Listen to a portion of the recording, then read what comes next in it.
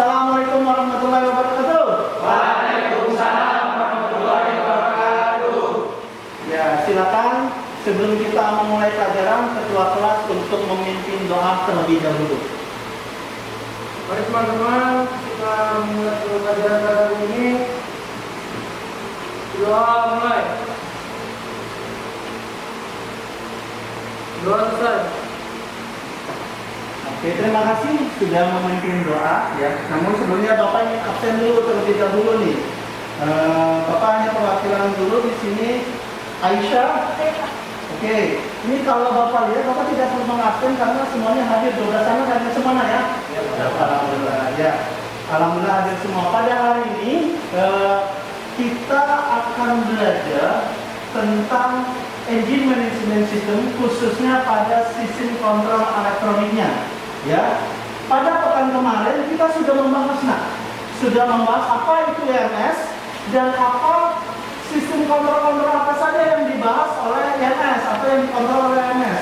Bapak ingin tanya, siapa yang masih mengingat apa itu EMS? Saya Pak. EMS adalah suatu sistem pada kendaraan yang pada dasarnya digunakan untuk mengontrol engine secara menyeluruh dan tujuan utamanya yaitu menurunkan kadar energi terbuang. Bagus Allah. Nah, sekarang Bapak ingin tanya, sistem kontrol apa saja yang dikontrol oleh EMS? Saya Pak, Ya. saya ada 3, yaitu sistem atapan, sistem pengambilan, dan terakhir sistem emisi. Oke, bagus, Febri. Nah, kira-kira ada lagi nggak selain tadi yang disebutkan oleh Febri? Ada Pak. Dengan sistem kartu, sistem kecepatan otomatis, dan sistem diagnosis kendaraan Pak. Alhamdulillah, bagus ya. Kalian masih pada ingat semua apa yang tadi Bapak sampaikan di pekan kemarin. Nah, ini Bapak tanyakan nih, kira-kira berdasarkan pengalaman kalian atau pengamatan kalian, itu ada nggak sih yang pernah melihat kendaraan injeksi ya, yang sudah dikontrol oleh EMS tapi mengalami overheating? Saya Pak, selama saya PKL ada mobil masuk dan mekanik bilang engine panas karena overheating. Kendaraannya sudah injeksi nak? Tidak Pak, itu apabila kalau 2018. Kalau sudah injeksi, harusnya supir tahu dong. Kalau ada overheating, kan yang di remnya nyala. Nah itu dia katanya sih yang bilangnya nggak bisa nyala. Kan ada sensor yang mendeteksi, masa nggak nyala? Luar biasa pemahaman kalian ya. Sebenarnya ketika seorang pengemudi ataupun siapapun yang memahami tentang cara kerja EMS ya, terutama sistem kontrol elektroniknya, pada sistem diagnosisnya, seharusnya kejadian yang disampaikan oleh Aisyah itu tidak akan terjadi ya. Kalau dia bisa mengetahui cara kerja EMS dan juga karena itu pada proses pembelajaran hari ini kita akan membahas tentang cara mendiagnosis ya kerusakan sensor pada engine management system dan cara memperbaiki sensor-sensornya. Nah, ya pada KKM pada pelajaran ini adalah nilainya 78 ya. Kriteria lulusan minimal yang harus kalian penuhi adalah 78 ya. Proses pembelajaran yang harus kita lakukan itu ada 3 tahap. Yang pertama, kalian melakukan proses diskusi ya, angka kelompok yang sudah Bapak sampaikan pada grup Gili Semarang. Yang kedua, kalian melakukan observasi pada kendaraan dan pada sensor-sensor. Dan yang ketiga, kalian melakukan demonstrasi atau praktek langsung pada kendaraan. Oke, nah, sampai saat ini kalian sudah paham? Oke. Sekarang kalian coba perhatikan tayangan yang ingin Bapak sampaikan. Oke, nah selanjutnya coba kalian perhatikan ya poin yang Bapak ingin tampilkan terkait tentang diagnosis kerusakan sensor-sensor pada engine management system. Ya. Nah, pengertian dari sensor ya, kalian tadi sudah kita bahas ya, dia adalah alat yang untuk mendeteksi atau mengukur ya, mengukur apa? Mengukur yang namanya besaran-besaran fisis yang diubah menjadi besaran-besaran elektrik. Besaran fisis itu bisa berupa cahaya, ya, bisa berupa getaran, sinar, suhu dan yang lain-lainnya. Menjadi besaran elektrik bisa berupa tekanan, arus ataupun tegangan, ya. Nah, di sini spesifikasi sensor ya. Di sini kalian perhatikan ada spesifikasi sensor yang Bapak tampilkan ya. Berapa sih misalnya TPS ya, spesifikasinya apa saja, pada vacuum sensor, intake manifold, oxygen sensor dan yang lain-lainnya. Ini adalah spesifikasi sensor-sensor pada engine management system. Nah, kemudian Bapak juga sampaikan di sini ini letak-letak sensor ya yang nanti akan kalian observasi. Kalian observasi di mana sih sensor-sensor itu berada? Ya, contoh misalnya TPS namanya throttle position sensor ya berarti dia berada di throttle body. Ya. Nah, misalnya di sini juga ada misalnya CMP camshaft position sensor ya berarti dia berada di camshaft ya. Begitu pun seterusnya. Nanti kalian akan lakukan observasi. Nah, pemeriksaan sensor. Pada dasarnya pemeriksaan sensor itu ada 3 garis besar. Yang pertama pemeriksaan secara visual, artinya dilihat. Yang kedua pemeriksaan secara dengan menggunakan alat ukur, ya. Dan yang ketiga adalah pemeriksaan menggunakan scan tool, ya. Biasanya ini dilakukan pada kendaraan. Nah ini contoh misalnya Bapak sampaikan saja contohnya ya. Ya ini contoh misalnya pemeriksaan TPS seperti apa ya. Ini rata-rata sensor pemeriksaan itu adalah dengan menggunakan alat multitester dan scan tool ya. Dan ini biasanya yang diukur adalah tanganan ya. Contoh ini. Lalu ini misalnya coolant temperatur sensor ya atau water temperatur sensor ya. Namanya temperatur biasanya dia berhubungan dengan suhu. Berhubungan dengan suhu biasanya yang diukur adalah ada masih perubahan tekanan ketika suhunya naik atau tidak naik. Nah, dia menggunakan yang namanya termometer berupa yang namanya NTC. Ada yang tahu masih ingat apa itu NTC? Ya, benar. Katanya negatif temperatur koefisien. Apa itu maksudnya?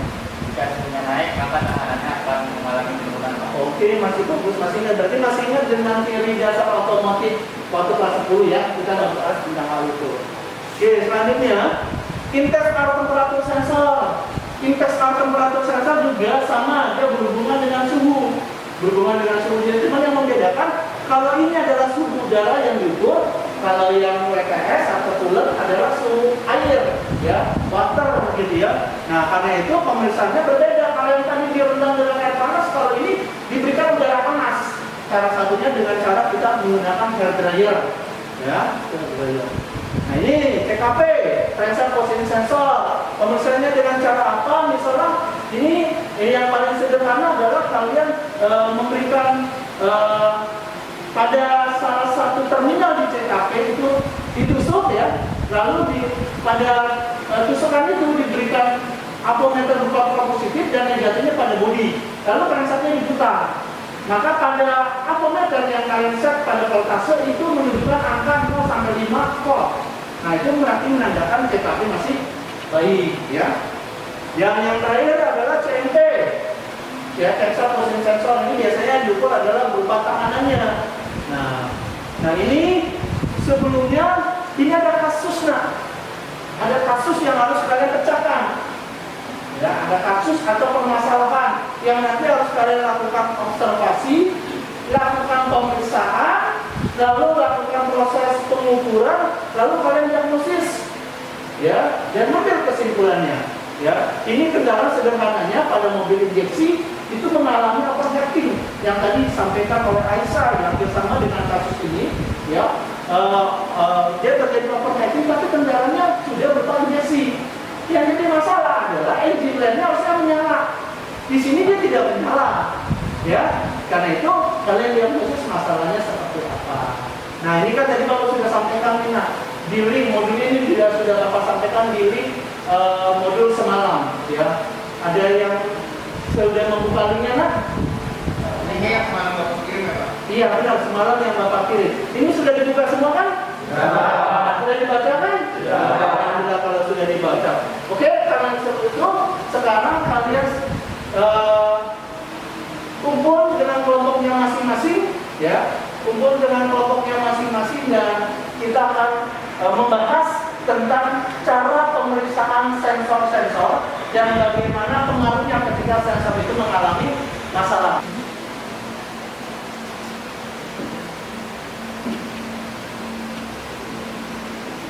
Ini bahan kalian sudah diskusi, ya. Nah, silakan kalian diskusikan tentang mendiagnosis kerusakan sensor. Cara usul aja. Yang kedua menggunakan alat sensor. Ya, yang ketiga cara genggam. Ini sensor itu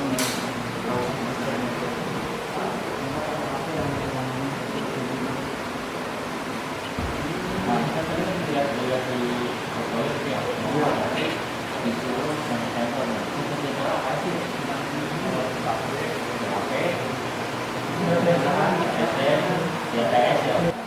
Oke, nah ini contoh-contoh sensor yang nanti akan kalian periksa, ya.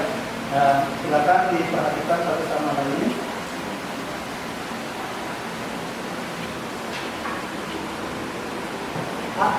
Jadi kita ini mengidentifikasi cara pemeriksaan sensor-sensor ya.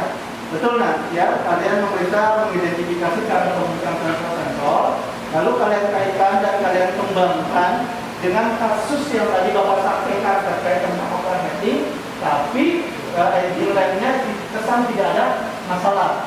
Untuk itu, silakan kalian ganti pakaian kalian menggunakan pakaian praktek. Kita akan observasi langsung sensor-sensor. Kita lakukan pemeriksaan, kalian lakukan pemeriksaan pada kendaraan langsung. Siap nggak? Siap.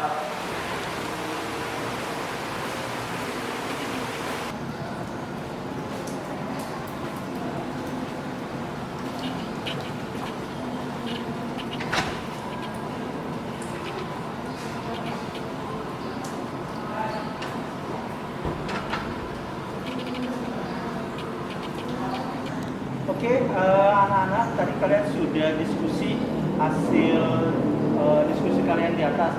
Bapak minta masing-masing dari perwakilannya untuk menyampaikan hasil diskusinya. Silakan mulai dari kelompok 1.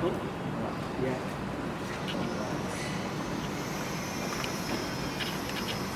Hasil diskusi kami itu disebabkan karena termostat tidak bekerja dengan baik atau juga mengalami kerusakan. Dan juga mengalami kerusakan pada sensor.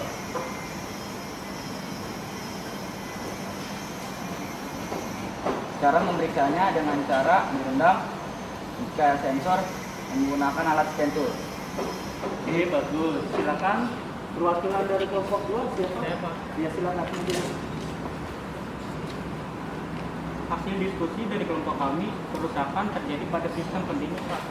Karena fungsi sistem pendingin selain untuk mempercepat tercapai temperatur kerja, juga berfungsi untuk mencegah terjadinya overheating, Pak. Dan sensor LTS bermasalah, Pak. Dan cara pemeriksaannya dengan menggunakan alat ukur. Ini bagus. Silakan ada yang kelompok 3 selanjutnya perwakilannya. Oke, menurut kelompok kami, overheating yang terjadi disebabkan karena adanya kebocoran pada sistem pendingin dan juga ada hubungannya dengan sensor pendingin atau coolant temperature sensor.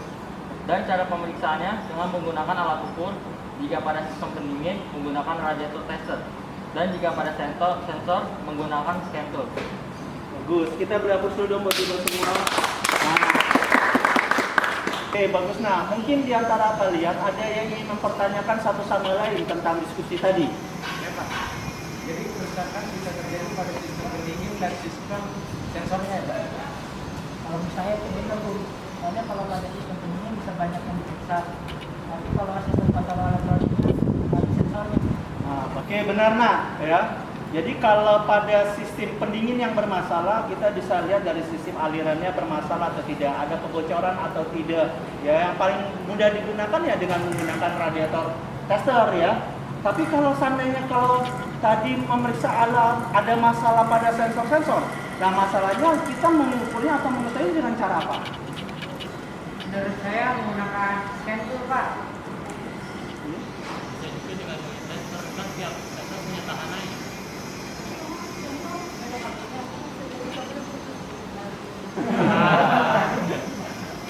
Oke, bagus. Kita buktikan saja hasil diskusi kalian ya. secara penglihatan kalian secara visual ya, dengan menggunakan alat ukur ataupun menggunakan scan tool pada kendaraan atau unit secara langsung. Gimana, siap? Ya.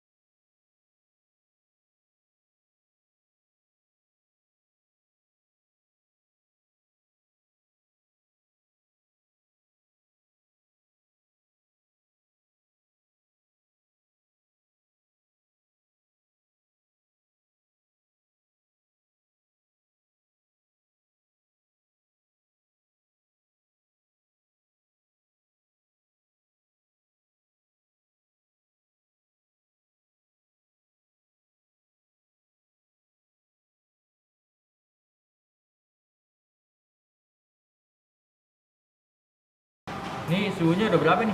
Oh, udah 60 nih. Udah 60. Tahanannya enggak turun sih, tetap tuh. Ini juga ya? Dirusak itu. Masalah berarti nih ya, sensornya berarti ya. Oke, bagus. Nah, tadi kalian Bapak sudah memperhatikan kalian praktek satu sama lain berdasarkan kelompoknya masing-masing. Silakan kalian menyampaikan hasil dari praktek kalian dimulai dari kelompok 1. Silakan. Siapa perwakilannya? Ya, Pak. Pada observasi kelompok kami, proses pengukuran sensor pada sistem pendingin tidak mengalami kerusakan. Dan cara mengukur sensor TPS dengan menggunakan multi tester dan kondisi TPS masih dalam keadaan baik pada terbuka penuh ataupun tertutup penuh. Bagus. Oke, selanjutnya kelompok 2 siapa? Oke, silakan Rizky. Observasi kelompok kami pada termostat dalam keadaan baik karena ketika suhu 80 derajat termostat terbuka penuh, Pak. Dan pada sensor IATS juga masih baik karena ketika suhu udara dinaikkan tahanannya justru turun. Oke. Kelompok 3 siapa yang mewakilkan? Saya Pak. Oke, silakan Nak. Pada kelompok kami, ketika menggunakan scan tool dapat masalah pada sensor CTS dan kami melakukan pemeriksaan dengan menggunakan multitester dengan cara direndam. Ternyata tahanannya tidak mengalami perubahan walaupun suhunya sudah naik. Oke, bagus ya. Hasil praktek dan observasi kalian sudah luar biasa.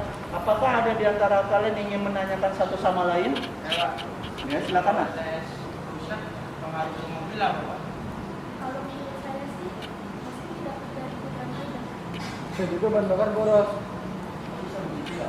Iya kan, soalnya kalau mobil injeksi, kalau mesin panas, dan tambahan akan menyala. Berarti bahan bakar ditambah dong. Kalau menurut saya asap hitam akan keluar dari knalpot. Bisa dijelaskan Ki apa maksudnya tuh? Ketika CTS bermasalah, maka sinyal temperatur juga salah, yaitu menerima sinyal dari CTS dengan memperkaya campuran bahan bakar, sehingga pembuangan atau knalpot akan menghasilkan asap hitam yang pekat. Bagus ya, hasil diskusi kalian pada saat ini luar biasa. Silakan kalian catat ya poin-poin penting pada pembelajaran pada hari ini. Lalu kalian bisa kumpulkan dari tugas-tugas yang tadi Bapak minta. Silakan dari masing-masing kelompok untuk mengumpulkan tugas LKPD-nya.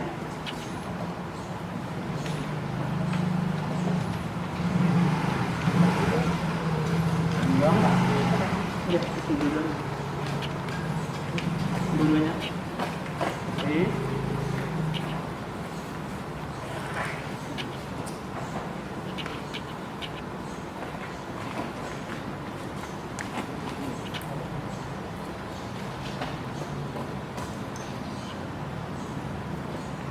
Oke, ya. Ini hasil dari observasi kalian dan diskusi kalian itu nanti akan Bapak nilai ya.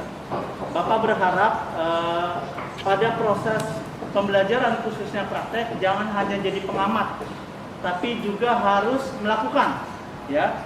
Karena berbeda antara yang melihat dengan yang melakukan langsung, ya. Bapak berharap hasil dari observasi ini menjadi pengalaman kalian sehingga pada saat nanti proses kalian bekerja, ya, kalian bisa memahami lah ya cara pemeriksaan sensor-sensor.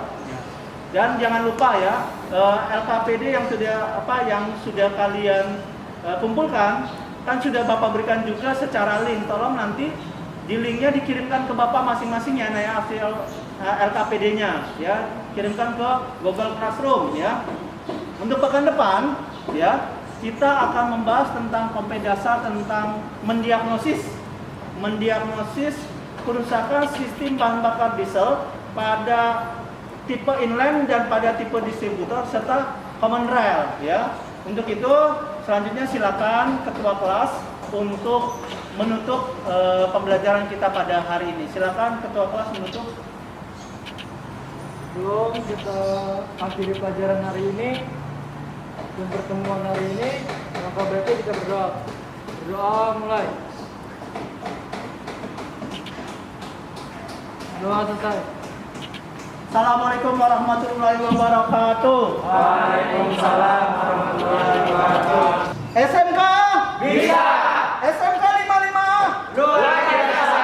TKRO Jaya. Biar tidak gambling suaranya dengan Pak. Oke Pak, sudah dimulai Pak.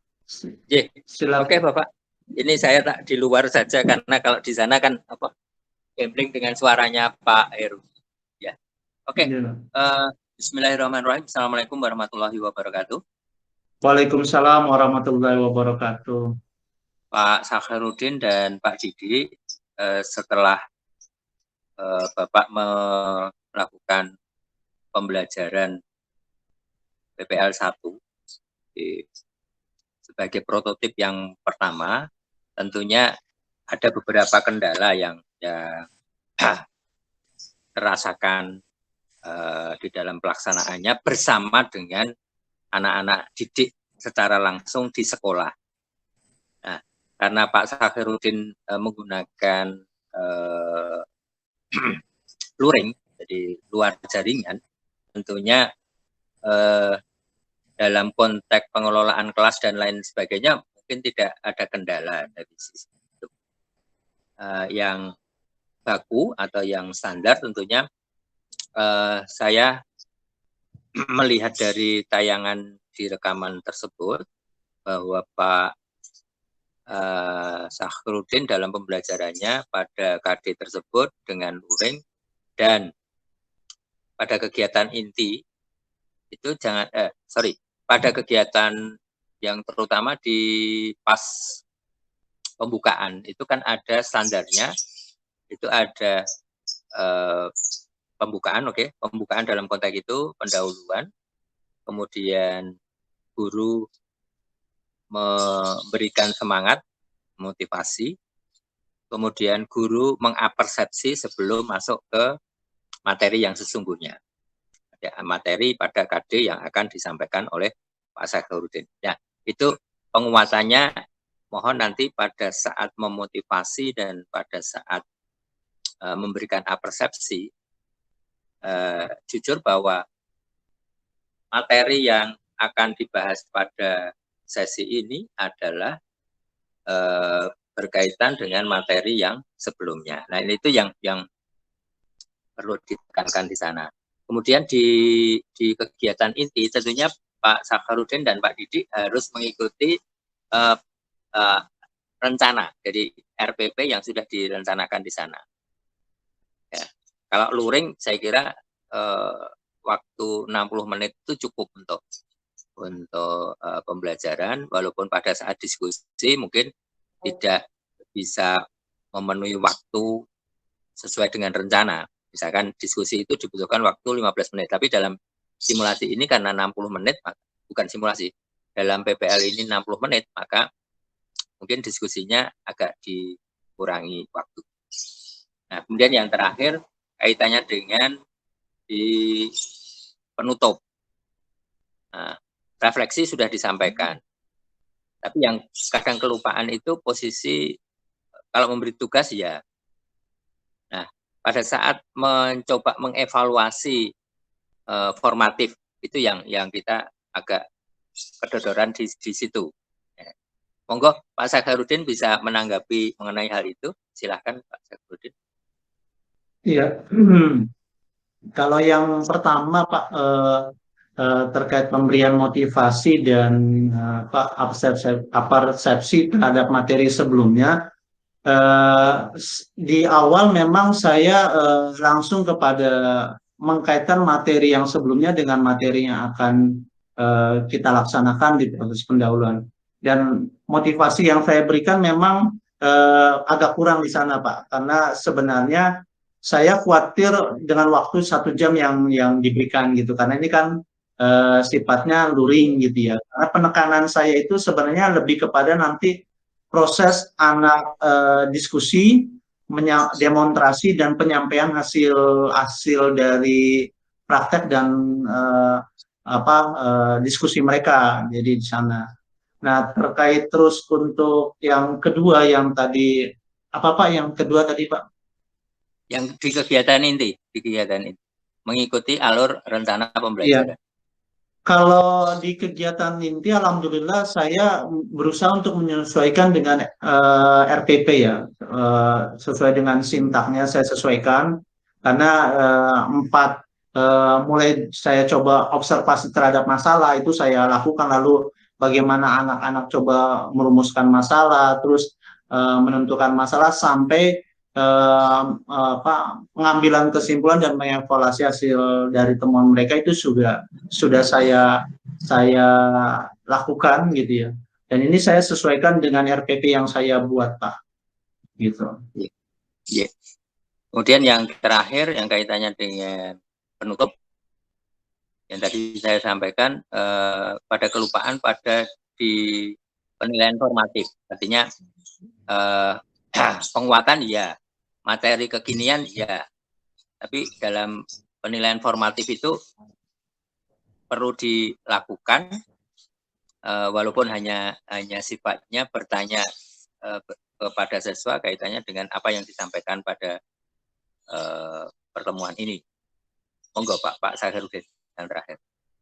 Iya, di penutup itu kan saya coba menyampaikan begini kepada anak-anak. Silakan di antara kalian ada yang ingin menanyakan sesuatu satu sama lain gitu. Itu terkait setelah mereka praktek.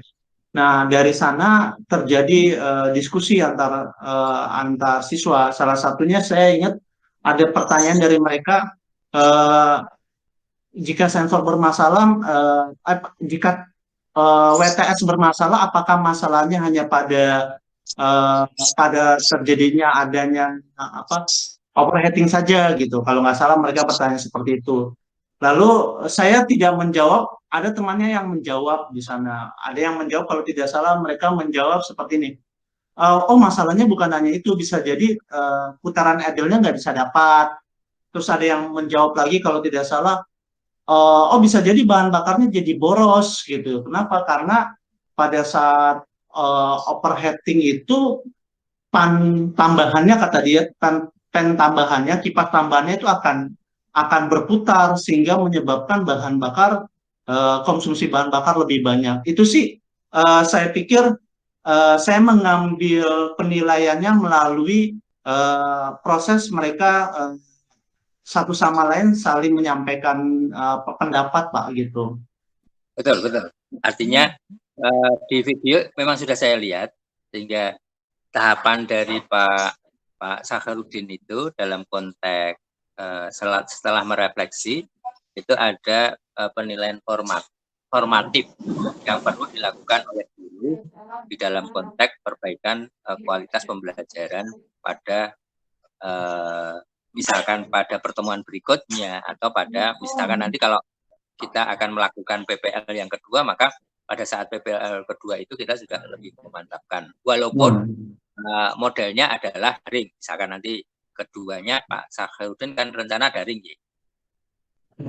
Iya, kedua daring Pak, insya Allah. Makanya Iya Pak. yang di sana juga digambarkan seperti halnya panjenengan memperagakan seperti luring, cuma kita dengan menggunakan fasilitas pembelajaran yang jarak jauh. Gitu. Siap Pak, siap, iya. Oke, gitu Pak Safruddin, mudah-mudahan ada manfaatnya. Saya kira masukan kami cukup, bisa diperbaiki lebih lanjut di pembelajaran yang kedua.